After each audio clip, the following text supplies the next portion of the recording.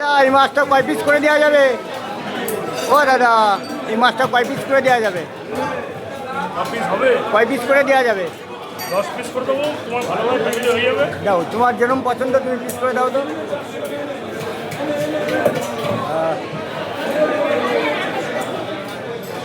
তোমার মনের মতন পিস করে দাও। হ্যাঁ,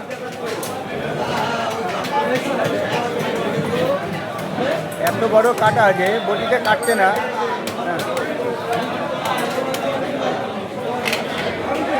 তোমার মনের মতন পিস করে দাও। হ্যাঁ, কাটো। দেখেন, আজকে বাজারে, রবিবারে বাজারে সেরা মাছ নিয়ে নিলাম বনগা নিউ মার্কেট থেকে। দেখেন, আর দাদা কিন্তু মাছটা কাটিং করে দিচ্ছে। দেখেন,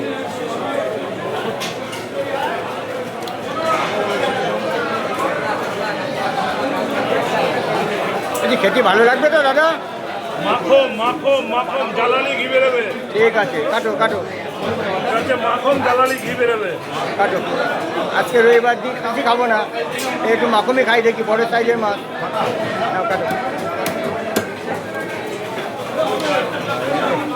এই এত মাছ খেয়ে পারবানে না, 3টে লোক বাড়িতে।